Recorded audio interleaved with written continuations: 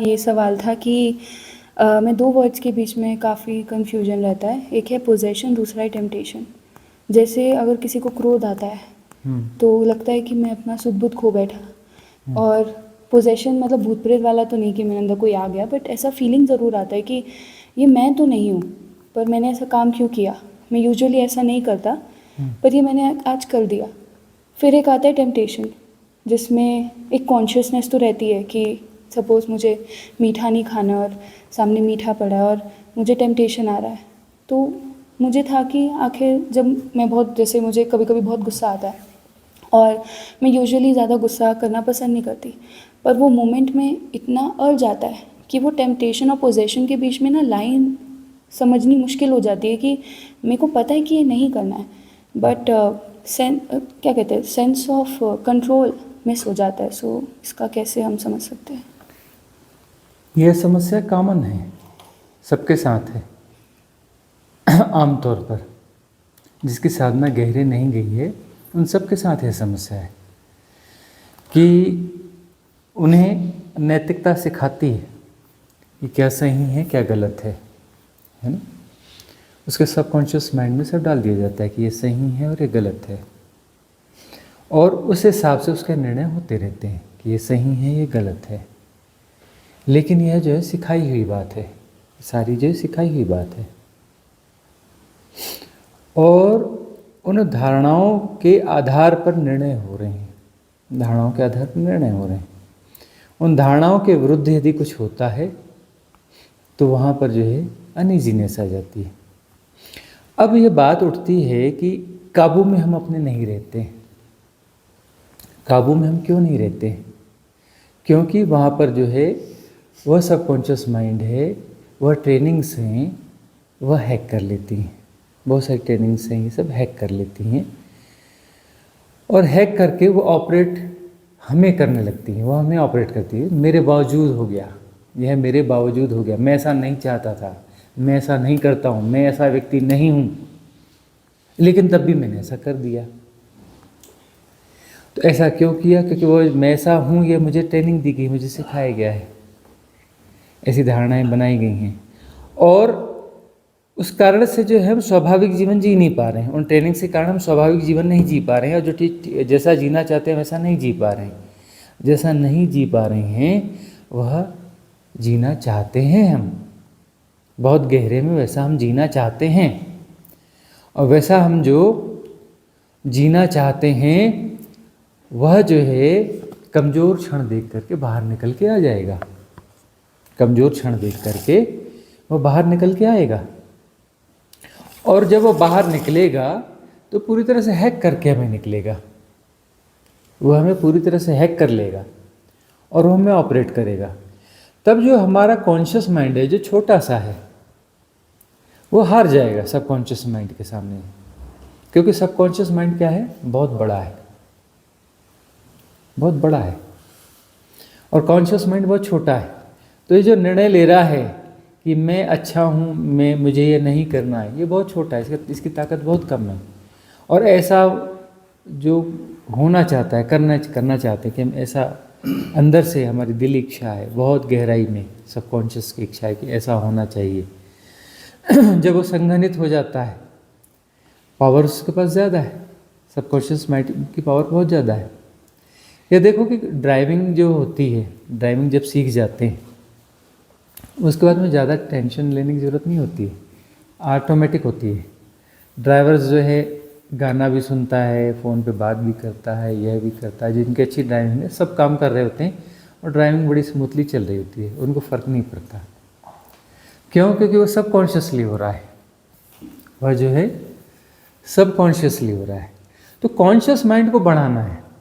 Conscious mind यदि बढ़ता जाएगा, बढ़ता जाएगा, बढ़ता जाएगा साधना के माध्यम से, कॉन्शियस माइंड जब बढ़ जाएगा, बड़ा हो जाएगा, तो उसके बाद में जो है ये बात नहीं होगी कि कोई हैक कर लिया, क्योंकि कॉन्शियस माइंड में ताकत आ गई, दम आ गया, बड़ा हो गया, होश बढ़ गया। होश तो थोड़ा सा है और बेहोशी के पास ताकत ज़्यादा है। जो बेहोशी को ऑपरेट करता है, जो बेहोशी को जीता है सबकॉन्शियस माइंड, उसके पास ताकत ज़्यादा है। और इवन ये कंडीशन है कि बहुत सारी रिपोर्ट्स आती है ना, वो सब यही बताती हैं कि जो अपराधी हैं, बहुत सारे अपराधी हैं, ऐसा उनको जीवन को देखो तो लगता है कि तो ऐसे व्यक्ति थे ही नहीं, इनसे ऐसे कैसे अपराध हो गया। और उनसे पूछो, बोले मैं भी तो करना नहीं चाहता थे, पता नहीं कैसे हो गया अपराध।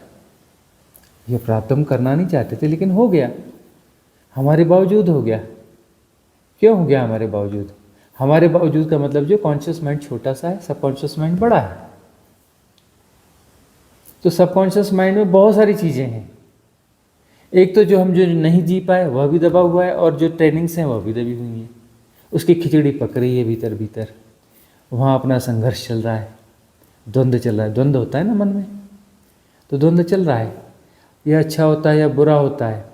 और वहाँ पर जो है ये ऐसा जीना है, वो जो जीना चाहता है, भीतर का जो पशु जीना चाहता है, उसके पास तो कोई परिभाषा होती नहीं। उसके लिए तो बस वो जीना है, अच्छा बुरे का सवाल नहीं है। अच्छा बुरा तो समाज ने सिखाया, समाज की ट्रेनिंग से ने सिखाया। और जो भीतर की पशु प्रवृत्ति है, उसके पास तो कोई परिभाषा होती नहीं, कोई शब्द नहीं होते, अच्छा बुरे का सवाल ही नहीं होता, उसका कोई सवाल नहीं होता। मनुष्य क्या है? पशु और परमात्मा के बीच में तनाव है। मनुष्य कोई चीज़ नहीं है, शरीर तो पशु का है, प्रकृति है, प्रकृति प्रदत्त। पशु का अर्थ है प्रकृति प्रदत्त है। शरीर जो है पशु है, पाश में बंधा हुआ है, मतलब प्रकृति प्रदत्त है, प्रकृति के नियमों के अधीन है ना। अब वो जो है किसी पुराने भजनों में कहते हैं ना कि समय इतना बलवान है कि वह जो है, समय तो खैर इल्यूजन है, लेकिन वो आशय था कि इसमें जो है भगवान बिहार गए, ऐसा हो गया, कृष्ण के साथ ऐसा हो गया, फलाने के साथ ऐसा हो गया, ठिकाने के साथ ऐसा हो गया, ऐसे कोई भजन भी चलते हैं ना पुराने। तो ये मृत्यु लोक है, यहाँ पर सबको मृत्यु आती है, सबको समस्या आती है, यह आती। तो शरीर जो है वह पाश से बंधा है, मतलब प्रकृति प्रदत्त है, वो प्रकृति के नियमों के अधीन है। शरीर प्रकृति के नियमों के अधीन है।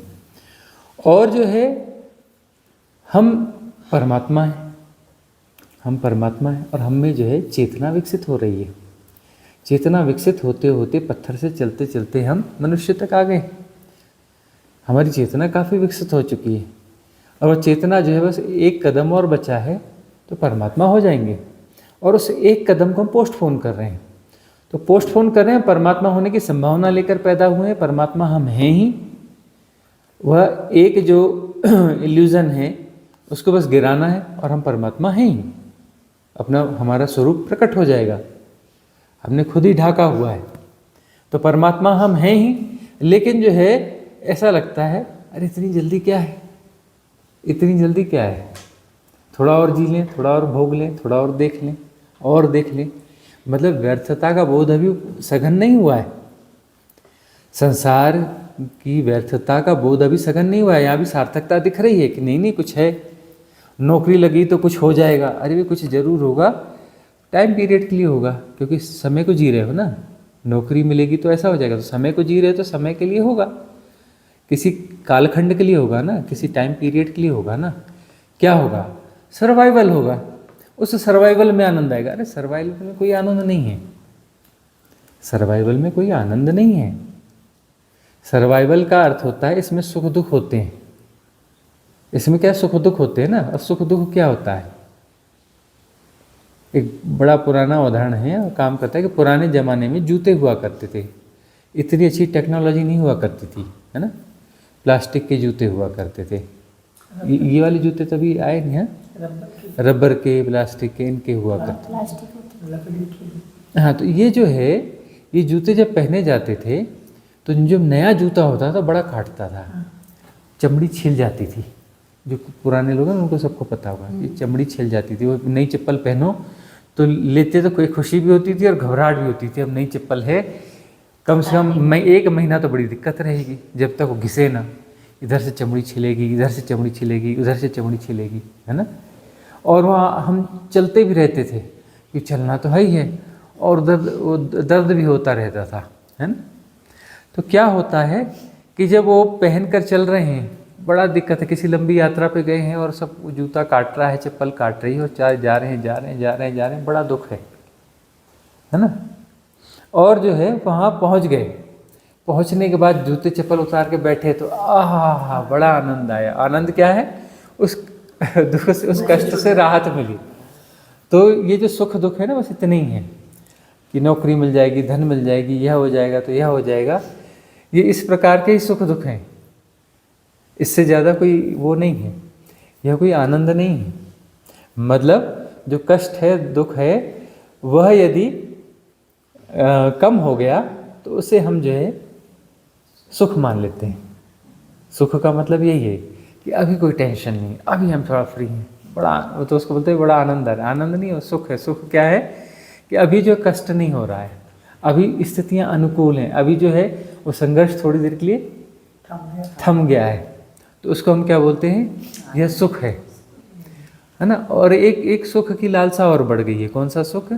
एक्साइटमेंट। बोले क्या करो, कुछ भी कर लो।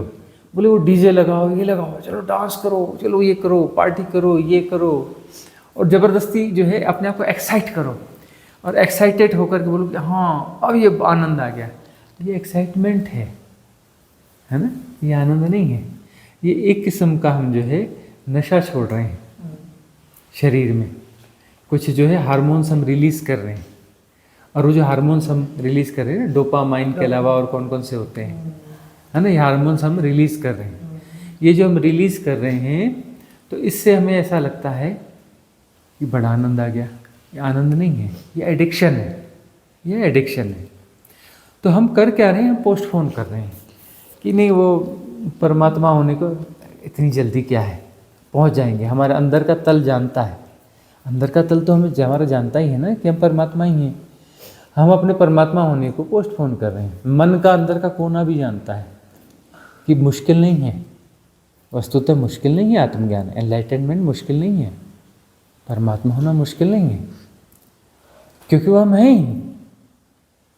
लेकिन हम उसको पोस्टपोन करना चाहते हैं कि नहीं, थोड़ा ये देख लें, थोड़ा ये देख लें। हमारे अट्रैक्शंस हैं, हमारी प्रायोरिटी नहीं है वह। हमारी प्रायोरिटी अभी क्या है? दूसरी कुछ है कि यह थोड़ा भोग के देख लें, यह थोड़ा करके देख लें, यह ऐसा करके देख लें, यह वैसा करके देख लें। ये हमारी प्रायोरिटीज़ हैं। तो हमारी प्रायोरिटीज़ जब तक ये हैं, तब तक हमारे जीवन में भटकन बनी रहेगी। और ये भटकन जरूरी है, क्योंकि यहीं से तो लेसन मिलेगा ना कि यहाँ पा पाकर भी कुछ नहीं पाया जाता। अंततः जीवन में ही आता है कि हमने यह भी पाया, यह भी पाया, यह भी पाया, और हाथ खाली है। मतलब पा पाकर भी कुछ नहीं पाया जाता, और खो खो कर भी कुछ नहीं खोया जाता। यह भी खो दिया, वह भी खो दिया, वह भी खो दिया, वह भी खो दिया। और थोड़े इंटेलिजेंस होगा, विवेक होगा, तो मरता हुआ आदमी बोलेगा कि सब खो गया और ये सब भी खो जाएगा, लेकिन मैं तो वहीं हूँ, मैं तो अपनी जगह पे हूँ। भाई शरीर जर्जर हो गया, लेकिन मैं तो हूँ। यह धन का नुकसान हुआ, यह नुकसान हुआ, यह परिवार छूट जाएगा, वह छूट जाएगा, लेकिन मैं तो हूँ, अपनी जगह हूँ। वह जो है भीतर का, वह हमारा होना, हमारी बीइंग, वह तो है ही, वह तो प्रभावित है। न तो बूढ़ी हुई, न वह बीमार हुई। वो हमारी जो बीइंग है, न बूढ़ी हुई, न बीमार हुई, न दुखी हुई, न सुखी हुई। दुख और सुख तो सरफेस पर घटने वाली घटनाएं थी, लहरें थी, है ना। और बचपन, जवानी, बुढ़ापा, ये तो सरफेस की घटनाएं हैं, तरंगे मात्र हैं। मैं तो अपनी जगह ही हूँ ना। बहुत गौर से देखो, बहुत गौर से देखो। चौथी पांचवी पढ़ते थे तब का ख्याल होगा ना, 4th स्टैंडर्ड, 3rd स्टैंडर्ड, कुछ तो ख्याल होगा ना उस समय का। फिर थोड़े बड़े हुए उसका ख्याल होगा, उसका ख्याल होगा। बहुत गौर से देखो, तुम अंदर से जो थे तुम वही हो। चाहे तुम छोटे बच्चे थे, बड़े हुए, वैसे हुए, वैसे हुए, लेकिन तुम जो अंदर तुम्हारे होने का ढंग है, तुम्हारे अपना होनापन है, वह वैसा का वैसा ही है। वह अपरिवर्तित है, वह अपरिवर्तित है। हम उसमें पढ़ा करते थे 2nd 3rd क्लास में, तो जो है कहीं पर अचानक किसी पेड़ के पास जाके खड़े हो जाते थे, फिर सोचते थे अरे हम स्कूल नहीं आता था पहले ये नहीं करता था, तब भी मैं वैसा ही था, और छोटा था तब भी वैसा ही था, अब भी मैं तो वैसा ही हूँ। भले स्कूल आने लगा, जाने लगा, ये करने लगा, ये तो ये बाहर की घटना है, मैं तो वही हूँ, मैं तो बदला नहीं।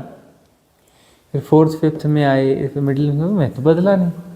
वह तो जो प्राइमरी में पढ़ रहा था, जो पहले उसके पहले वो LKG UKG में पढ़ रहा था, यह पढ़ रहा था, मैं तो वही हूँ, मैं तो नहीं बदला, ये क्या बदल रहा है, मैं तो वही हूँ ना। तो इस प्रकार का हम देखते थे, समझ में नहीं बात थी, ये बदल रहा है, वो बदल रहा है, बोलते बदल रहा है, बदल कहाँ रहा है, मैं तो वही हूँ। और जो बदल रहा है वो तो बाहर की घटना है, मैं तो वही हूँ। और ये हम फिर कभी किसी से कोशिश करते थे, किसी टीचर से डिस्कस करने की, उसे समझ में आता नहीं था, बोले सब कहाँ की फालतू की बातें करते हो। और फिर वो समझ में आ जाता है कि डिस्कशन का कोई मतलब है नहीं, इसे ये इतना बड़ा हो गया, इसे अभी तक पता नहीं, इतने समय से सब कर रहा है, इसे पता नहीं कि ये तो वही है, बदला नहीं। हाँ, बोले 50 साल का हो गया बोलता है, 60 साल का हो गया बोलता है, उसे पता ही नहीं कि ये तो वही है, बदला नहीं है। तो वह चीज़ जो है भीतर से पहचानना होता है कि बदला तो नहीं है कुछ है, मैं तो वही हूँ, मैं नहीं बदल रहा हूँ। तो उस चीज़ को यदि हम पहचान लेते हैं तो राइट विटनेसिंग पैदा होती है और वहाँ पर सॉल्यूशन छिपा है।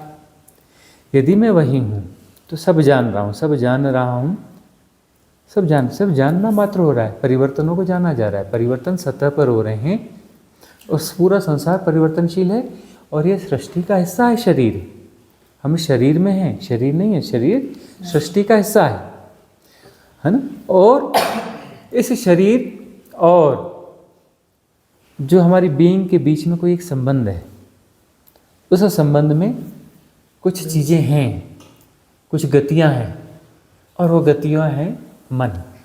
उस मन को पहचानना होता है, वह पहचाना जाता है। जब वह पहचाना जाएगा, जब वो ठीक से पहचाना जाएगा, तब जो है हमारी कमांड उस पर आ गई, हमारी उस पर कमांड आ गई।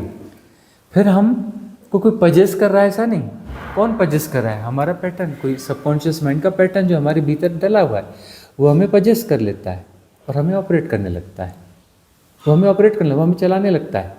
पहले वो हमारी ब्रीथ को हैक करेगा। कोई भूत प्रेत नहीं है वो हमारे भीतर का पैटर्न है, कोई भूत प्रेत नहीं होता। और वो पैटर्न जब एक्टिवेट होगा तो ये अलग बात है कि दूसरी जो भी शक्तियाँ बाहर हैं उससे यदि रिलेट करती होंगी तो उसको बूस्ट करेंगी। उससे ज़्यादा कुछ नहीं कर सकती वह, उससे उसको बूस्ट करेगी। और वो तो बूस्ट हो ही रहा है, उसको और बूस्ट कर देंगी। कोई अच्छी चीज़ भीतर उठेगी तो उसको भी उस प्रकार की जो शक्ति है उसे बूस्ट करेंगी, क्योंकि कलेक्टिव कॉन्शियसनेस एक ही है ना। कलेक्टिव सबकॉन्शियस माइंड एक ही है, कलेक्टिव कॉन्शियस माइंड एक ही है, ठीक है ना। और वहाँ से वो चीज़ें फंक्शन करती हैं, ये फंक्शन वहाँ से होते हैं। तो कलेक्टिव जो सबकॉन्शियस माइंड हमारा इंडिविजुअल लेवल अलग है, कलेक्टिव सबकॉन्शियस माइंड भी है, कलेक्टिव सबकॉन्शियस माइंड भी है। वैसी कोई चीज़ उठेगी तो वो जो दूसरी बीइंग है, दूसरी जो एनर्जीज हैं जो रिलेटेड हैं, उसे बूस्ट करेंगी, उस हैकिंग में मदद करेंगी। वह पैटर्न हैक कर रहा है, किसको हैक कर रहा है? कॉन्शियस माइंड को। हमारा छोटा सा कॉन्शियस माइंड है ना। गैर साधक है मतलब छोटा कॉन्शियस माइंड है। साधक क्या कर रहा है? कॉन्शियस माइंड को बड़ा कर रहा है। सबकॉन्शियस माइंड श्रिंक होते जा रहा है, एक दिन वो जीरो हो जाएगा, उसको जीरो करना है। मतलब हम हैक नहीं होने वाले हैं, हम होश में जीने वाले हैं, क्लिनजिंग कर देंगे। हैक करने वाली कोई भी सिस्टम हमारे भीतर नहीं बचेगा। अभी हैक करने वाले सिस्टम, अचानक क्रोध आ जाएगा, अचानक ऐसा हो जाएगा, वैसा हो जाएगा। अब अचानक क्रोध तो उसको भी आता है, किसको आता है? जो कि सिद्ध है, अवेकन है, उसको भी आता है। लेकिन उसको क्रोध कैसा रहता है? एक तो या तो ड्रामा होगा, है ना, या तो ड्रामा होगा या प्रतिसंवेदन होगा, ठीक है ना। प्रतिसंवेदन का अर्थ है कि अस्तित्व उसके माध्यम से कुछ करवाना चाहता है, वो करवाना चाहता है, वो होने देगा और वो जानता रहेगा, उस क्रोध को या बाकी चीज़ को जानता रहेगा। और वह क्रोध या वो चीज़ जो है वो सृष्टि के हिसाब से अनिवार्य होगा, जरूरी होगा। इस अस्तित्व की प्रक्रिया में वो सहभागी होगा, वो उससे कुछ शुभ फलित होगा। इसका अर्थ यह है कि उससे कुछ शुभ फलित होगा। उस समय वो समझ में आ रहा हो ना आ रहा हो, आगे जाकर के उससे कुछ ना कुछ शुभ फलित होगा। तो साधना में होश को बढ़ाना है। क्या करना है? होश को बढ़ाना है। होश ही वह की है, होश को बढ़ाएंगे तो कॉन्शियस माइंड बढ़ जाएगा, सबकॉन्शियस माइंड गायब होता जाएगा। होश में रहेंगे तो हमारे ब्रीदिंग पैटर्न को कोई हैक नहीं कर पाएगा। कोई भी सबकॉन्शियस माइंड का जो भी आएगा, काम से जुड़ा है, वासना से जुड़ा है, क्रोध से जुड़ा है, लोभ से जुड़ा है, डर से जुड़ा है, हर विकार के साथ ब्रीथ का पैटर्न चेंज होता है। ब्रीथ का पैटर्न चेंज होता है, उसकी स्पीड, उसकी लय, सब कुछ चेंज होती है। तो होश यदि रहेगा तो वह हैक नहीं कर पाएगा। हैक नहीं कर पाएगा तो ब्रीथ सहज होगी। और इसलिए हम कहते हैं कि उस समय यदि कुछ कर सको, कुछ भी याद मत रखना, एक्सेल कैसा किया, ऐसा किया नहीं, ऐसा किया तो 100% गलत हो गया। एक्सेल का मतलब जहाँ है वहीं से किया। उससे क्या होगा, बीच में टाइम गैप नहीं है। टाइम गैप नहीं है तो मन को तैयार होने का मौका नहीं मिलेगा कि इसने मेरी हैकिंग तोड़ दी तो मैं फिर से रीहैक कर लूँ। रीहैक करने के लिए उसके पास कुछ बचा नहीं। और जो है फिर इनहेल होगा, करेंगे नहीं, एफर्टलेस होगा। हैकिंग कैसी होगी, फिर वो क्या होगा, इनहेल सहजता से होगा, लंबा समय लेगा और धीरे धीरे होगा, नाभि तक जाएगा। और अगला एक्सेल फिर से कर दो, अगला प्रॉपर होगा। तो वह जो पैटर्न है जो हमारे बावजूद हमें एक कर रहा है, वो हैकिंग ही खत्म हो जाएगी। कि कहीं क्रोध आ रहा है, कहीं कुछ आ रहा है, काम आ रहा है, स्ट्रेस आ रहा है, लोभ आ रहा है, कोई भी चीज़ आ रही है, एंग्जाइटी है ना, कुछ भी अनइजीनेस आ रही, कुछ भी हो रहा है, उस हैकिंग को तोड़ दो। जो हमारे हाथ में वह है ना। ऐसा क्यों होता है और इसको कैसा रोका जा सकता है, दोनों बातें इसमें हो गई। अगला क्वेश्चन आपका है। हाँ। स्वामी जी, मेरा क्वेश्चन है कर्म पर है। जैसे कई बार हम देखते हैं जीवन में कि बहुत अच्छी तरह हम अपनी ड्यूटी करते हैं, अपना कार्य करते हैं, अपना कर्म करते हैं, परंतु फिर भी जीवन में ऐसा कुछ गलत हो जाता है तो फिर हम कहते हैं कि ये पिछले जन्म के हमारे जो कर्म हैं उनका फल है। और यदि अच्छा होता रहता है तो हम कहते हैं कि हमने ये कार्य किया है। इसी तरह कोई गलत करता है, सारी ज़िंदगी अपनी सही कार्य नहीं करता है, कर्म नहीं करता है, तो उसका अच्छा भी चलता है तो हम कहते हैं कि नहीं, ये अगले जन्म इसका फल मिलेगा। तो यदि ऐसा कुछ है तो फिर हमें इस जीवन में हमारे हाथ में तो कुछ भी नहीं है। इसका मतलब सारे का सारा जो कर्मों के अनुसार है वही चलेगा। इवन देन ये जो एस्ट्रोलॉजर है वो भी कई बार बता देते हैं कि आपके भाग्य में ये भक्ति है, परमात्मा का नाम सिमरन है या नहीं है, ये भी हो जाती है बात।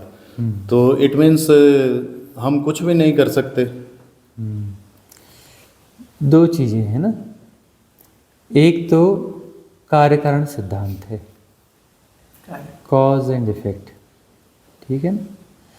तो कार्य कारण सिद्धांत काम कर रहा है, मतलब जो है व्यक्ति कौन है, गैर साधक है, उस पर तो कार्य कारण सिद्धांत काम करेगा ना। जो साधक नहीं है उस पर कार्य कारण श्रृंखला काम करेगी। कॉज एंड इफेक्ट वाली श्रृंखला जो है वो चेन जो है उस पर काम करती रहेगी। तो कॉज एंड इफेक्ट जो है, कॉज का इफेक्ट जो है वो तय होता है, इफेक्ट से कॉज पैदा होगा वो तय होता है, उससे फिर इफेक्ट हो पैदा होगा तय होता है। तो ये श्रृंखला या चैन चलती रहेगी। तो इसमें जो है प्रिडिक्शन पूरे हो सकते हैं। तो कॉज जो है बहुत सारे पावर्स हैं, ठीक है ना। 9 ग्रह हैं मूलतः, है ना। तो सारे 9 ग्रह जो है उसमें वो भी 2 वैक्यूम पॉइंट भी लिए गए हैं। जो वैक्यूम पॉइंट भी जो है ना वो धुरी होते हैं, कील होते हैं, राहु और केतु। वह कौन है, वह जो है फिजिकल फॉर्म में नहीं है, लेकिन जो है कोई भी ऐसा बड़ा फॉर्मेट है उसमें 2 ऐसे शक्ति केंद्र होते ही होते हैं जो फिजिकल फॉर्म में हो ना हो, लेकिन उसे ऑपरेट कर रहते हैं, पॉजिटिव नेगेटिव करके जो उसको बैलेंस कर रहे होते हैं। तो इस प्रकार से जो 2 छाया ग्रह हो गए, बाकी ये 7 ही ग्रह हो गए। तो ये ग्रह जो है इनकी एनर्जीज फ्लो में है ना, ये कॉज है। और उस कॉज से जो है ये सारे चीज़ें प्रवाहित हो रही हैं। मतलब हम क्या हैं, बहुत सारे संयोगों का संघात है, इसको समझना पड़ेगा ना। हम जो कुछ हैं हम पर संघात प्रतिक्षण पढ़ रहे हैं, प्रतिक्षण बोल रहे हैं तो समझने की बात है। तो एक क्षण में करोड़ों करोड़ों अरबों अरबों संघात पड़ते हैं हर सेंटर पर। संघात मतलब चोट पड़ती है ना। इस एनर्जी की सब तरफ से एनर्जीज आ रही हैं और टकरा रही हैं। कहाँ टकरा रही हैं? किसी बिंदु पे टकराएंगे। बिंदु कौन है? हम हैं। ऐसे बहुत सारे बिंदु हैं, ऊर्जाओं का प्रवाह बह रहा है और हर बिंदु से टकरा रहा है। हमारा कोई केंद्र है ना, उस केंद्र पर वो सारी एनर्जीज जो टकरा रही हैं। और एनर्जीज से यदि देख सको, विज्ञान का ही प्रयोग कर लो, एनर्जी ही एनर्जी है, सब जगह एनर्जीज एनर्जी है। एनर्जी के अलावा एक्चुअली कुछ नहीं है। पूरी सृष्टि देखो, एनर्जी टेबल है, ये टेबल एनर्जी है, एनर्जी का एक फॉर्म है ना, एक फॉर्म है ना, ये एनर्जी का एक फॉर्म है। कुर्सी एनर्जी का फॉर्म है, दीवार एनर्जी का एक फॉर्म है, सब कुछ एनर्जी का ही फॉर्म है। मनुष्य हो, जिंदा हो, मरा हो, सब एनर्जी का फॉर्म है। पत्थर है, पानी है, सब फॉर्म ऑफ एनर्जी, एनर्जी का ही तो फॉर्म है ना। उसमें मॉलिक्यूलर स्ट्रक्चर है ना, सब में वही मॉलिक्यूलर स्ट्रक्चर है ना। और वो क्या, एनर्जी से ही तो बना है ना। मॉलिक्यूलर स्ट्रक्चर क्या है? एनर्जी से ही तो बना है ना। तो सब फॉर्म ऑफ एनर्जी ही है, सब कुछ क्या है? फॉर्म ऑफ एनर्जी ही है।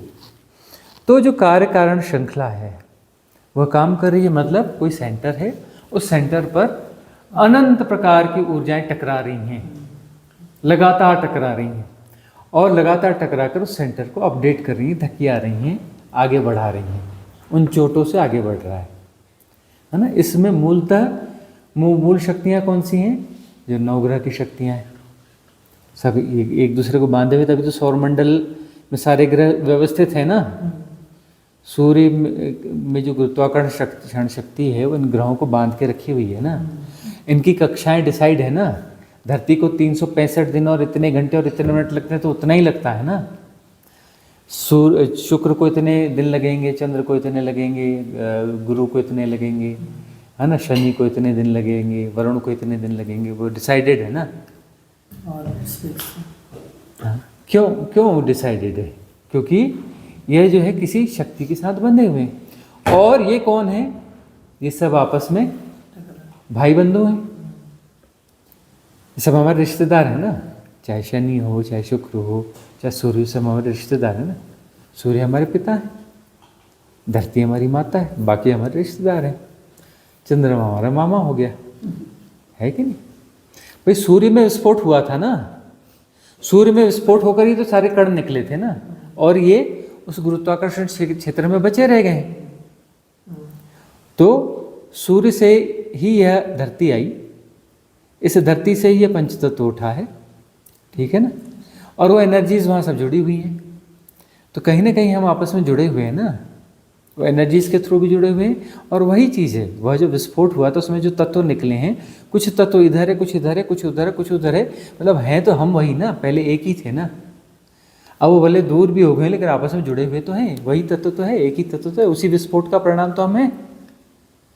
जो हाँ तारा था, कृष्ण वीवर था, उसमें जो तारा था, उस तारे में जो विस्फोट हुआ, मतलब तारा हुआ, जो वह सुप्त ग्रह था उसमें विस्फोट हुआ और वो तारा बना, और उससे जो निकला वह हम हैं, हम ही तो है ना।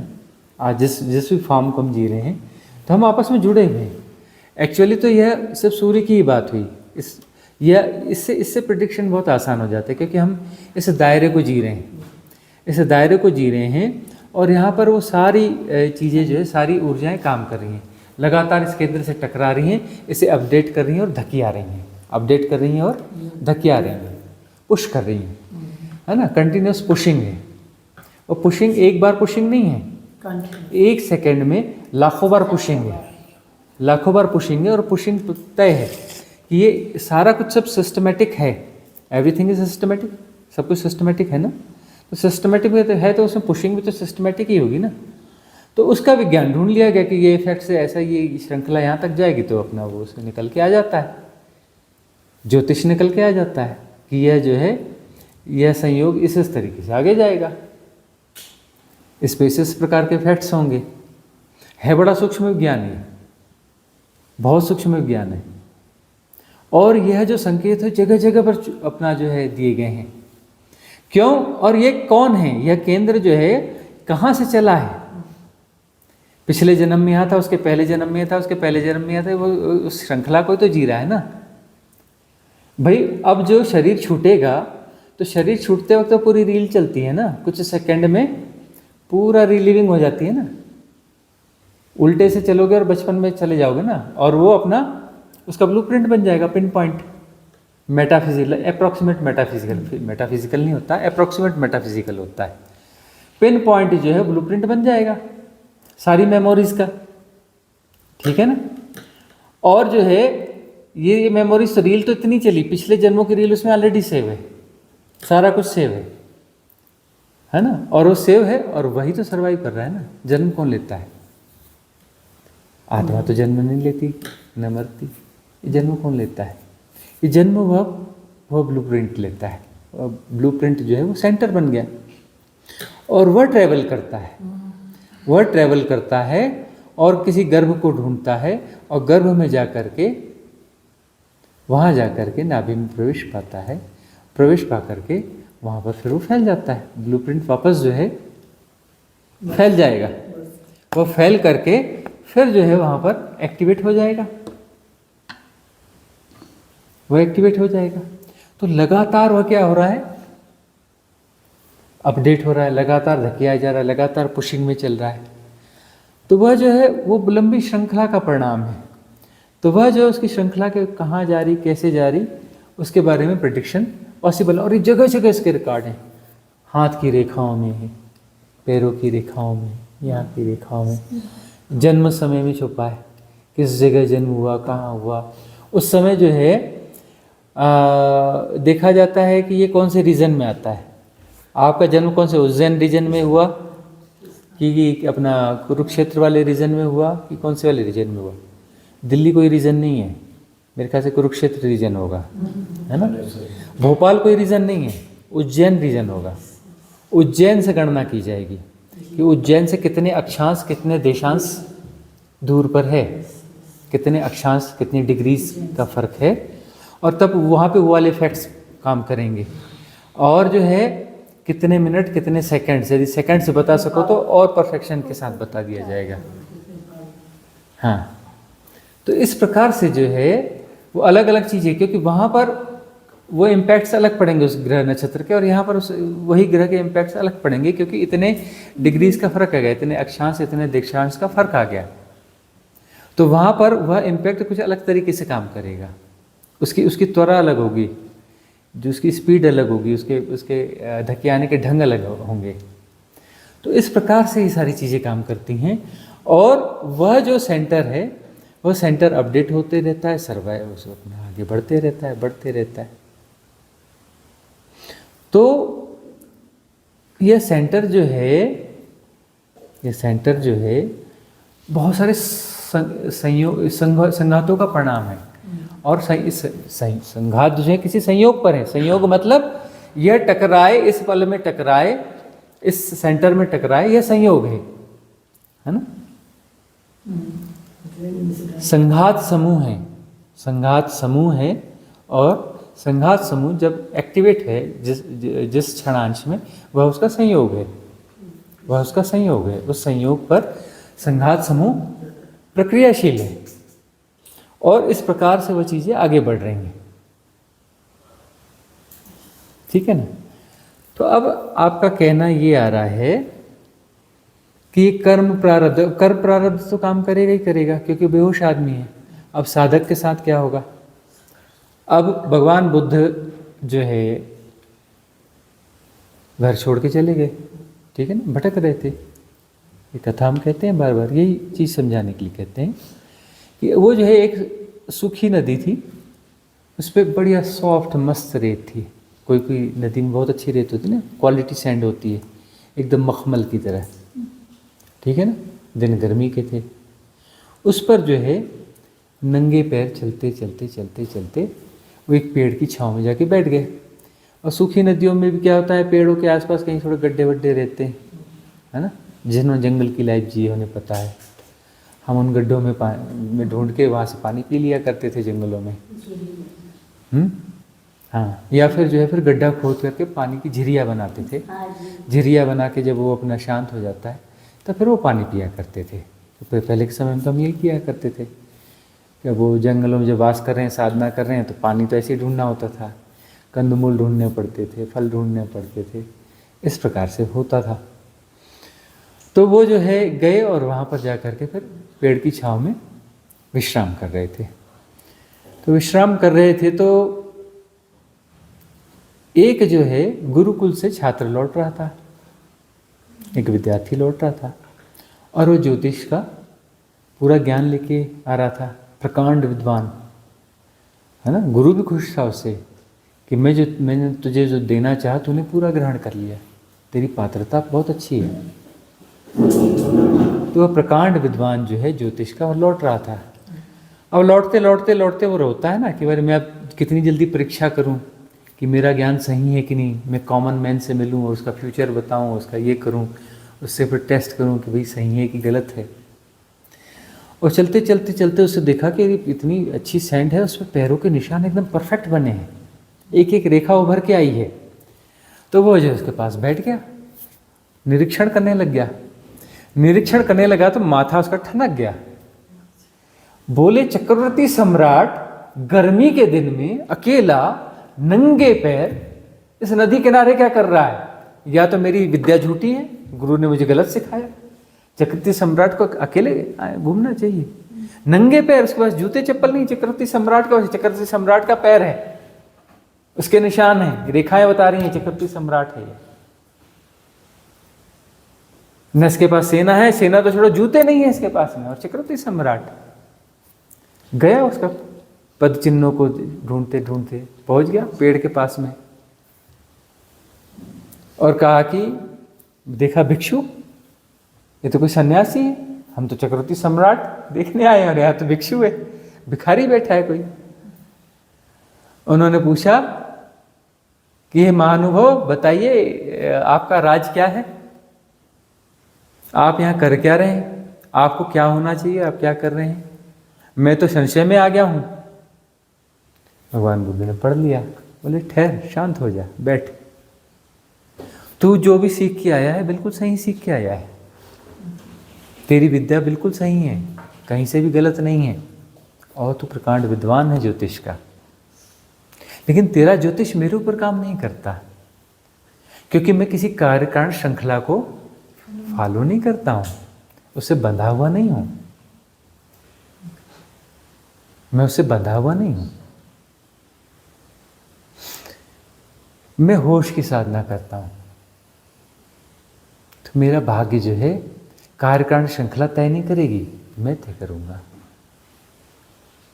चक्रवर्ती सम्राट होना मेरा भाग्य था, और मैंने तय किया कि मुझे चक्रवर्ती सम्राट नहीं होना है। मुझे क्या होना है? मुझे भिक्षु होना है। भिक्षु होना मेरा चुनाव है, और मेरे पास चुनाव की क्षमता है, ताकत है, क्योंकि मेरे पास होश है। क्योंकि मेरे पास होश है तो मैं चुन सकता हूं कि मुझे चक्रवर्ती सम्राट नहीं होना, मुझे इस पागलपन में नहीं पड़ना है, मुझे भिक्षु होना है। भिक्षु होने का आनंद लेना है, अपनी सहजता का आनंद लेना है। मुझे लाइबिलिटीज नहीं ढोनी है। क्यों ढोऊंगा मैं लाइबिलिटीज? अब हमारा कोई हाथ देखेगा, कोई चक्कर में पड़ जाएगा, अरे आप किसमें तो लिखा है कि बहुत बड़े इंडस्ट्रियलिस्ट बनोगे, ये बनोगे, वो बनोगे। कभी कोई ऐसे टकरा जाते हैं ना, पहले टकराते थे, अरे आपको तो अभी वो होना चाहिए, आप कुछ वो उद्योग नहीं लगाया आपने, फैक्ट्रियां नहीं लगाई आपने, आपको तो फैक्ट्रियां, इतनी फैक्ट्रियां होनी चाहिए, फैक्ट्रियां नहीं लगाई आपने। हम कहते नहीं, हम तो भिखारी हैं भाई, भिखारी कहाँ से फैक्ट्री लगाएगा? नहीं बोले इस फैक्ट्री नहीं बोले, हमने भिखारी होना चुना है भाई, हमने फैक्ट्री लगाना नहीं चुना है। ये फैक्ट्री लगाएंगे, अगले को देकर जाएंगे कि तुम इसका जो है फैक्ट्री का आनंद लो, इसके वो करो, है ना। फैक्ट्री खड़ी करेंगे ज़िंदगी में और अगले को दे के जाएंगे। और क्यों खड़ी करी थी तो पता नहीं क्यों नहीं खड़ी करी थी, बस खड़ी कर दी। क्या करते थे ज़िंदगी और बस फैक्ट्रियाँ खड़ी कर रहे थे। क्या किया ज़िंदगी में? फैक्ट्रियाँ खड़ी करी। क्यों खड़ी करी? तो बस नहीं, खड़ी कर दी थी, खड़ी कर दी। मगर इस पागलपन के लिए तो हम नहीं है फैक्ट्रियाँ खड़ी करेंगे, हम भिखारी हैं भाई। हाँ, फैक्ट्रियों के मालिक जो है वो जो है एसी में घूमते हैं और जो है वो पॉल्यूशन वाली जगहों में रहते हैं, शहरों में रहते हैं। हम भिखारी हैं, हरी भरी धरती पे रहते हैं। वो जो है उनके पास 1 एकड़ 2 एकड़ के प्लाट होते हैं, हमारे पहाड़ के पहाड़ हमारे हैं, पूरा हिमालय के मालिक हम हैं, जहाँ मर्जी हम वहाँ जाएंगे, है ना, पूरे मालिक हैं हम। उसको जो है अपनी रोटी का इंतजाम वहाँ करना पड़ेगा। सारे घर हमारे हैं, किसी भी घर में खड़े हो जाएंगे, भिक्षाम देहि बटुकम, कहीं से भी भोजन मिल जाएगा। कुछ झंझट नहीं पालनी पड़ती कि आटा पिसाना पड़ेगा, कि नमक लाना पड़ेगा, कि मिर्ची लानी पड़ेगी, कि यह करना पड़ेगा। भिक्षाम देहि बटुकम, है ना, भोजन हाजिर। तो हमने भिक्षु होना चुना है। तो जो है होश के साथ में, होश के साथ में भाग्य काम नहीं करता। हाँ, इंडिकेशन मिल जाएंगे उसमें, क्योंकि कई किस्म के रिकॉर्ड होते हैं, इंडिकेशन मिल जाएंगे कि साधक बनोगे, साधु बनोगे। कुछ ऐसी भी चीज़ें हैं, नाड़ी ज्योतिष है, अभी 90% नाड़ी ज्योतिष जो उल्टा सीधा बोलते हैं, कम से कम, शायद ज़्यादा भी होंगे। कोई अच्छा नाड़ी ज्योतिष हो, है ना, सब थंब लेगा आपका, और कुछ नहीं लेगा, ना आपका नाम पूछेगा, ना जन्म तारीख पूछेगा, ना ये पूछेगा, ना पूछेगा, बस बोलेगा कि पट्टी मिलने दो, भोजपत्र की पट्टी मिलेगी, और वो सीधे जो है, कुछ लोग 1-2 क्रॉस क्वेश्चन करेंगे कि इतने भाई इतने बहन हो, ये हो, ऐसे 2-4 पूछेगा। बोले हाँ ठीक ठीक ठीक, ये है ना तुम्हारा नाम, हाँ हाँ, तुम्हारे पिताजी का नाम ये है ना, तुम्हारी मम्मी का नाम ये है ना, तुम्हारी इतनी गर्लफ्रेंड है ना, ये नाम की गर्लफ्रेंड थी ना तुम्हारी, ये बॉयफ्रेंड थे ना, वो सब बताना चालू कर देगा। और उसमें सब बता देगा कि वो जो है कब जो है सन्यासी बनोगे, और कब जो है सिद्ध बनोगे, और कब जो है किस तारीख को शरीर छोड़ोगे। उसमें वो एक अलग विद्या है, वो अगस्त मुनि की विद्या है ना, अगस्त मुनि ने बनाई है पट्टी। और वो तो सबकी है, सबकी है, अंग्रेजों की भी है, जो नहीं मानते उनकी भी है, जो नहीं मानते, जो धर्म नहीं मानते हैं उनकी भी है, उनकी भी पट्टी निकल जाएगी। अंग्रेज आते हैं, उनकी भी पट्टी निकलती है, पूरे अंग्रेजी नाम उनके निकलते हैं, है ना, ऑड नाम जो है आते हैं ना, उनके सब ऑड नाम भी पूरे वो बोल के बताते हैं। प्रोनाउंस नहीं कर पाते तो स्पेलिंग बता देते हैं, ये स्पेलिंग है तुम्हारे नाम की, और तुम्हारी मम्मी की नाम की स्पेलिंग ये है, तुम्हारे उसके तुम्हारे देश की नाम की स्पेलिंग ये है। ये अगस्त ऋषि ने नाड़ी ज्योतिष जो है ना, उनका बनाया हुआ है। इसका मेन सेंटर जो है, एक तो तमिलनाडु है, एक जो है श्रीलंका है। हाँ, इसके स्टोरेज जो हैं, वो पट्टियों के स्टोरेज जो है वहाँ पर हैं। बड़ा स्टोरेज जो है श्रीलंका में, और अब चेन्नई में है, और चेन्नई के आसपास के रीजन में। तो इस प्रकार की बहुत सारी पद्धतियाँ हैं, ऐसी बहुत सारी पद्धतियाँ हैं, बहुत सारी पद्धतियों से जो है वह चीज़ें अनफोल्ड की जा सकती हैं। एक समझिए भृगु संहिता वगैरह तो वो अपना ये अपना हाँ हो रहा, और ये सब जो है ना, वो तो अपना वो हो जाता है, ये सब हो जाता है, वो ज्योतिष है। हाँ, वो वह जो है ज्योतिषियों ने वहाँ बता दिया था, गणना करके बता दिया था कि ऐसा ऐसा होने वाला है, तो बहुत सारी चीज़ें तय हो जाती हैं। अब वो जो पिछले जन्मों की साधना थी भगवान बुद्ध की, तो वह भी तो दिख रही थी ना, मुक्त नहीं हुई तो वो भी तो दिख रही थी ना। उसमें तय हो गया था कि ये जो है सगदागामी है पिछले जन्मों के, और इस जन्म के अनागामी है। पिछले जन्म के सगदागामी है, मतलब इस जन्म के अनागामी है।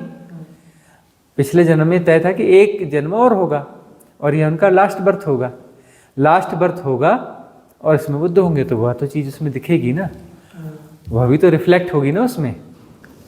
अब वो कोई कैलकुलेशंस हैं तो उसमें रिफ्लेक्ट तो होगी ना, ये बंदा होश की साधना कर रहा है, मतलब बाहर हो रहा है, तो रिकॉर्ड्स तो अपने आप को वो भी अपडेट कर लेंगे ना, वो रिकॉर्ड्स भी तो अपने आप को अपडेट कर लेंगे ना, कि नहीं भाई ये बाहर हो रहा है, ये बाहर हो रहा है, तो दिख रहा है कि ये बाहर हो रहा है, ये कार्य कारण श्रृंखला के बाहर हो रहा है, ये कार्य कारण श्रृंखला के भीतर है।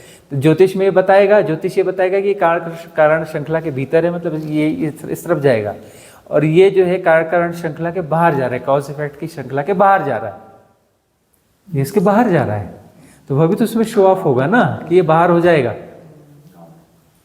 जब तक वो बाहर नहीं हो रहा है तब तक तो वो अपना ज्योतिष काम करेगा ना, बाहर होने के बाद फिर ज्योतिष जीरो हो जाएगा वो, क्योंकि वहां तो कुछ बचा ही नहीं। जब वो भीतर है ना भाई, अभी कार्यकारण श्रृंखला की जब तक वो बाहर नहीं हो, भले सगदागामी हो अनागामी हो, लेकिन है तो कार्यकारण श्रृंखला के भीतर ही ना। तो भीतर है तो रिकॉर्ड में तो सब आएगा ही ना। अभी बुद्ध हुआ नहीं ना, अब बुद्ध हो गया तो बुद्ध होने के बाद में भी जो कर्म प्रारब्ध थोड़े बहुत बचे हैं उसके लिए वो अपना सर्वाइव कर रहा है, तो वह भी तो उसमें आएगा ना कि अपने कर्म प्रारब्ध को ये अपना जो बचे हुए पूरा करेगा। कैसे करेगा? उधार चुका के। उधार कैसे चुकाएगा? डिलीवरी देगा, डिलीवरी देगा ना,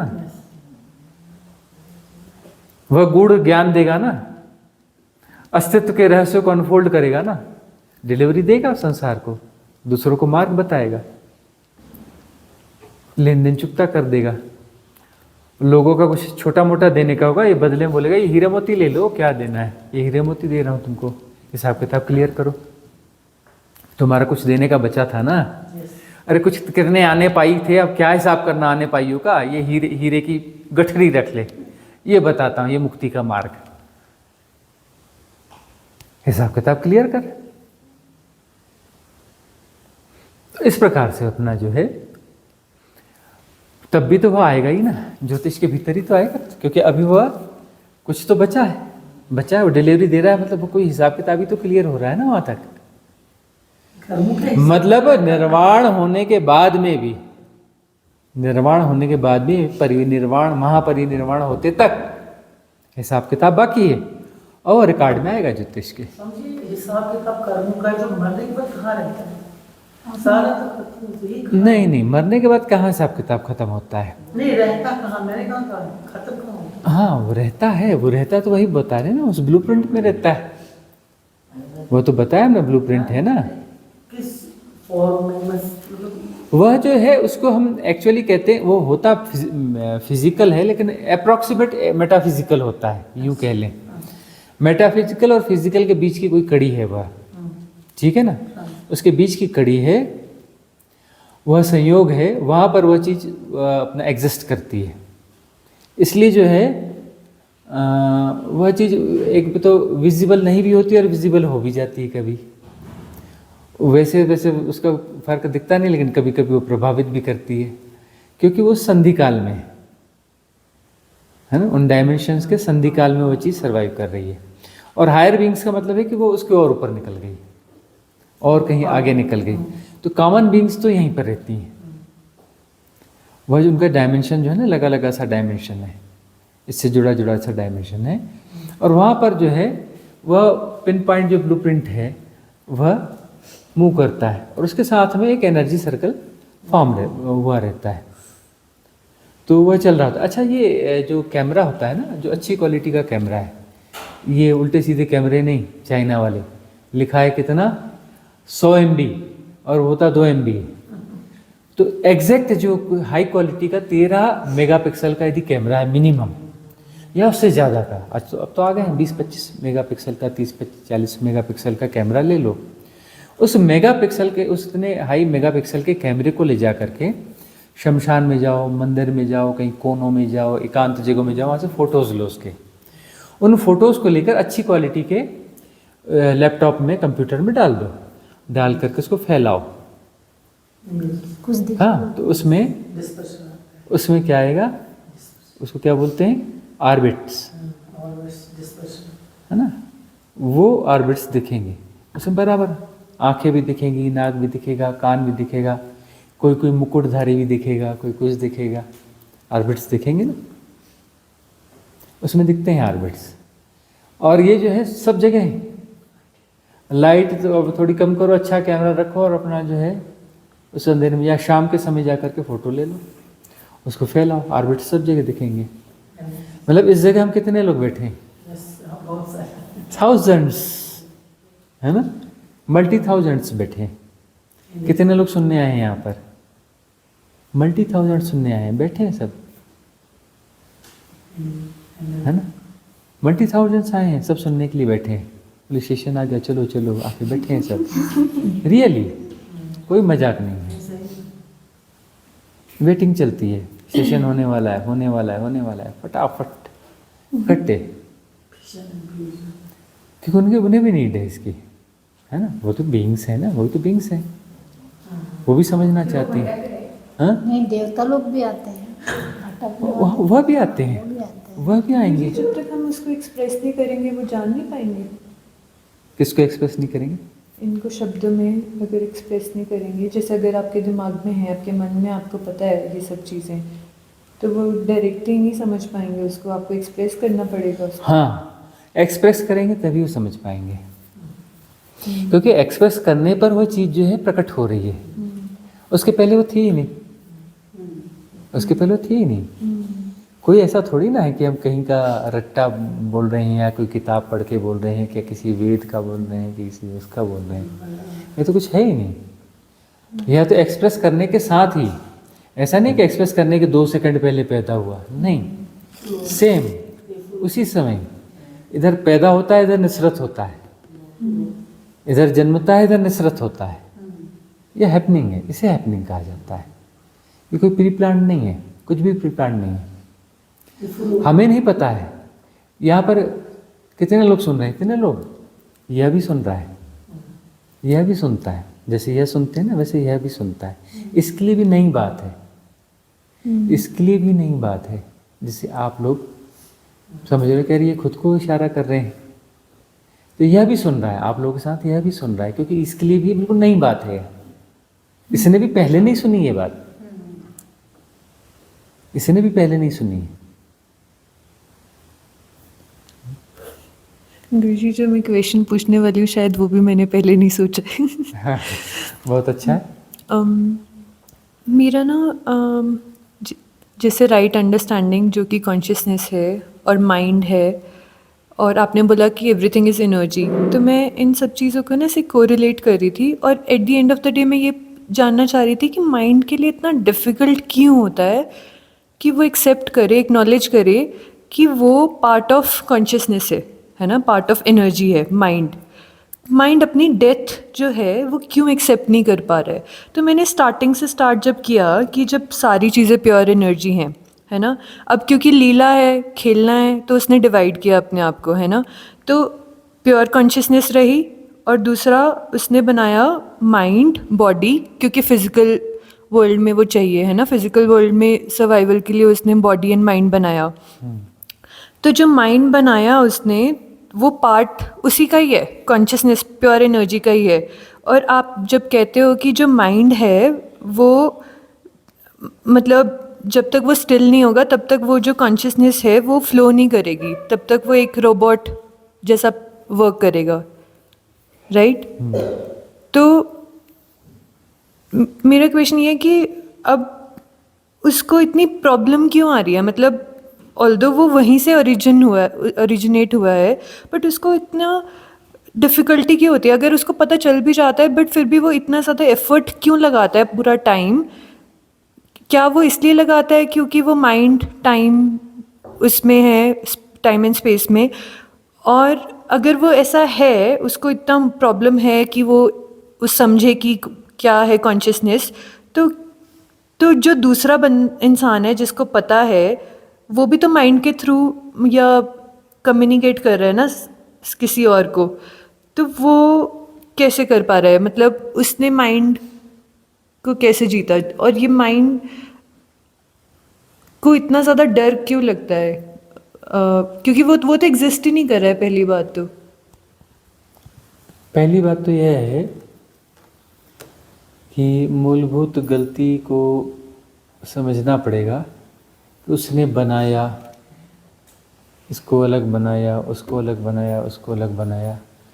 उसने उसको नहीं बनाया, उसको क्योंकि सृष्टि चलाने के लिए ज़रूरी था तो उसने बनाया। इसमें ही गलती है ना? उसके होने का ढंग है, उसके होने का ढंग है संसार। उसने संसार बनाया नहीं, वह हो रहा है। सृष्टा ने सृष्टि बनाई नहीं, सृष्टा सृष्ट हो रहा है। तो एक प्रोसेस है, किसी ने भी सृष्टि नहीं बनाई, वह सृष्ट हो रहा है और सतत्य है, शाश्वत है, सदा से है। यह उसके होने का ढंग है, सदा से है। कभी शुरू हुआ ऐसा नहीं है, कभी भी शुरू नहीं हुआ, तो सदा से और सदा होगा। सदा से ऐसा ही है, इससे अन्यथा कभी भी नहीं है, ऐसा ही है और ऐसा ही रहेगा। तो वह जो है उसके होने का ढंग है, वह उसके होने का ढंग है।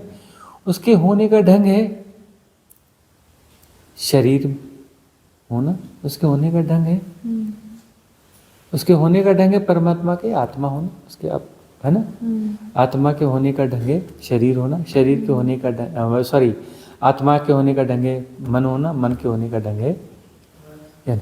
एक्चुअली बहुत और गहरे से देखें ना तो जो 7 लेयर्स की हम बात करते हैं, तो ये 7 लेयर्स जो हैं 7 लेयर्स बन रही हैं कि वह जो है जो इनफाइनाइट वैक्यूमनेस है ना, वह उसके होने का ढंग है ब्रह्म काया, ब्रह्म काया के होने का ढंग है आत्म काया, आत्म काया के होने का ढंग है मनस काया, मनस काया के होने का ढंग है सूक्ष्म काया, सूक्ष्म काया के होने का ढंग है आकाशिक काया, आकाशिक काया के होने का ढंग है भौतिक काया। ये 7 लेयर्स हैं और ये 7 लेयर्स जो है हम में है, मनुष्य में ऐसा नहीं, पत्थर में भी है, इस टेबल की भी 7 लेयर्स हैं, सबकी 7 लेयर्स हैं, सब कुछ 7 लेयर्स में ही है। और 7 लेयर उसके होने का ढंग है, उसने 7 लेयर बनाई ऐसा नहीं, यह उसके होने का ढंग है, यह उसके होने का ढंग है। तो जब हम ऐसा सोचते हैं कि यह उसके होने का ढंग है तो वहाँ कोई समस्या होती ही नहीं। वो जो मन है, मन क्या है, आत्मा है और ये मन है ऐसा नहीं है। आत्मा के होने का ढंग है मतलब आत्मा के सरफेस में होने वाला विचलन है ना, जैसे समुद्र है और ऊपर लहरें चल रही हैं, तो वो नीचे जो शांत है वो समुद्र है, ऊपर जो लहरें है वो समुद्र नहीं है, ऐसा नहीं होता। लेकिन तब भी हम कहते हैं ये लहरें हैं और ये अपना समुद्र को समुद्र के लिए अलग शब्द बनाते हैं, लहरों के लिए अलग शब्द बनाते हैं, है ना। लहर को जो है हम उसको कहते हैं ये लहर है समुद्र की लहर, लेकिन है लहर। तो ये लहर जो है, ये जो गतियां जो हैं, ये गतियां मन की तरह भास रही हैं। अब लहर समुद्र होते हुए भी उसकी इंडिविजुअलिटी है, उसका कोई आकार है, शेप है, उसका कोई प्रवाह है, उसकी किसी नियम और किसी गति को फॉलो कर रही है ना। और उसकी अपनी श्रृंखला है, लहरों की अपनी श्रृंखला है, लगातार उसमें ऐसी लहरें बनेंगी, इसी ढंग से बनेंगी, इस तरह इसी दिशा में फ्लो करेंगी, ऐसे फ्लो करेंगी, वो सब कुछ है। तो वह उसके होने का ढंग है। वह क्या है? उसके होने का ढंग है। तो उसके होने का ढंग है मतलब वह उसकी लीला है, वह उसकी लीला है, वह पृथक हुआ नहीं है। पृथक नहीं हुआ तो उसका होने का ढंग है, तो वहाँ स्ट्रेस लेने की बात ही नहीं है ना। उसके होने का ढंग है तो स्ट्रेस लेने की बात ही, तो लीला है। काहे स्ट्रेस ले रहे हो, तो लीला है। अब बोल रहे कि नहीं नहीं ये गड़बड़ी हो गई, अब गड़बड़ी हो गई तो फिर ठीक है, गड़बड़ी हो गई तो भोगो उसको। अब गड़बड़ी हुई नहीं तो काहे भोग रहे हो, लीला है, मजा लो। लीला मजा लेने के लिए, खेल है तो खेल तो आनंद के लिए ना, खेल परेशान होने के लिए थोड़े ना है। तो खेल चल रहा है भाई, तो खेल को खेल की तरह लो ना, स्ट्रेस की तरह क्यों ले रहे हो? ये पागलपन हमारा जो है ना इन खेलों में भी आ गया है, मालूम है। क्रिकेट में हार जीत में पैसा लगता है, खिलाड़ियों को पैसा मिलता है अलग। ये तो आजकल जो है ना वो मोबाइल पे उस पर हार जीत होती है, सट्टा चलता है। हाँ, इस खेल को भी हमने खेल नहीं रहने दिया। और गली में जो कबड्डी खेलते हैं ना, तो कल को पता चला लोकल, हाँ तुम खेल रहे हो क्या? हम खड़े हो जाते हैं, हाँ हाँ ये जीतेगा इसमें इतने रुपए, ये जीतेगा इतने रुपए, अरे तुम अच्छे से खेलो, तुमको हम चॉकलेट खिलाएंगे। उसको भी इन्फ्लुएंस कर देंगे, और वो भी पता चला कि वो जो बड़े प्यार से खेलते थे गुणा भाग उसमें भी लगा लेंगे, है ना। ये हमारी मेंटालिटी होगी ना, हर चीज में हम गुणा भाग लगाने लगे। आसपास के जो रिलेशंस थे स्वाभाविक रिलेशन हुआ करते थे, अब वो भी नहीं रहे। रिश्तेदार भाई बहन ये सब गुणा भाग के हिसाब से रिलेशन को मेंटेन कर रहे हैं, ज़्यादातर जगह, सभी जगह से नहीं, गुणा भाग के हिसाब से रिलेशन मेंटेन कर रहे हैं। अरे भाई खेल को खेल की तरह चलने दो। खेल में हार जीत जो है वो हार जीत मजे की होती है, हारने वाला हारा नहीं और जीतने वाला जीता नहीं, और दोनों खुश रहते हैं उसमें, वह खेल होता है। कुछ ही माइंड को समझ भी तो आना चाहिए ना कि ये खेल है। तो मैं वहाँ तक पहुँचने की कोशिश कर रही हूँ कि जैसे हम जो माइंड है उसको जब हम कहते हैं कि ये खेल है, तो इसमें समझ लो बात क्या है। बात यह है कि इन्फ्लुएंसेस बढ़ गए हैं ना, इन्फ्लुएंस बढ़ गए हैं, तो इन्फ्लुएंस बता रहे हैं कि जीतना जरूरी है। वो सब ठीक है, बोले वो शास्त्रों में लिखा है, सब ठीक है, लेकिन वो काम की बात नहीं है। अभी जो परिस्थिति है, अभी जो ऐसा है, ये है, अभी यहाँ तो जीतना जरूरी है। शास्त्रों में जो भी लिखा होगा वो देखेंगे बाद में, ठीक है वो लिखा है, सही लिखा है, लेकिन वो सही भी लिखा हो, रहने दो, अभी जीतना जरूरी है, यह जीतना जरूरी है, यहाँ पे हारना नहीं, ये ऐसा ही होना चाहिए, है ना। तो ये आग्रह है वहाँ पर। तो इन्फ्लुएंस स्ट्रीम जो है बहुत ज़्यादा हो गई। हमने कहा ना कि वो अपना जो है क्रिकेट जैसा खेल और ये सारे खेल जो है उसमें वहाँ तो ठीक था हार जीत, यहाँ पर भी लोग पैसा लगा रहे हैं, सट्टा लगा रहे हैं, सट्टा लगाने के लिए खेल रहे हैं। जब आपने कहा था कि जब तक माइंड शांत नहीं होगा, मतलब डुअलिटी से बाहर नहीं जाएगा, स्टिलनेस नहीं आएगी, तब तक हम वो जो अंडरस्टैंडिंग है वो विजडम, राइट विजडम नहीं आ सकती है ना। मतलब जब तक हम इससे परे नहीं जाएंगे। तो मैं ये कह रही हूँ कि जब हम जैसे जो नॉर्मल साधक होता है उसको बताया जाता है कि ये राइट विजडम के लिए, फिर वो क्या करता है कि अभी भी एफर्ट करने की ज़रूरत है। जब वो सोचता है कि मुझे एफर्ट करना है, तभी भी वो स्टिल नहीं रहा, तो वो बार बार यही कोशिश करता रहता है। अच्छा, मैंने तेरी मान ली कि कुछ करने की ज़रूरत है, तू सही कह रहा है, लेकिन अभी भी तुझे ये करना है, तो वो फिर से फंसा देता है। तो मैं कह रही हूँ वही तो बात है कि ये दो किस्म की इन्फ्लुएंस स्ट्रीम है। जो मुक्त होने की बातें करते हैं वह भी इन्फ्लुएंस स्ट्रीम है, इसमें भी रॉन्ग स्ट्रीम्स हैं, राइट स्ट्रीम्स हैं, इसमें भी एफर्ट आ गया ना। हाँ, तो अब ये जो स्ट्रीम्स है इन्फ्लुएंस, उस इन्फ्लुएंस को तोड़ने के लिए भी इन्फ्लुएंस है। वेद शास्त्र सब इन्फ्लुएंस है, वेद शास्त्र जो है सब इन्फ्लुएंस है, लेकिन ये ऐसे इन्फ्लुएंस है जो मुक्ति की दिशा में ले जाते हैं। अब इसमें भी रॉन्ग और राइट इन्फ्लुएंस है। कोई इन्फ्लुएंस कहते हैं कि जो है मुक्ति,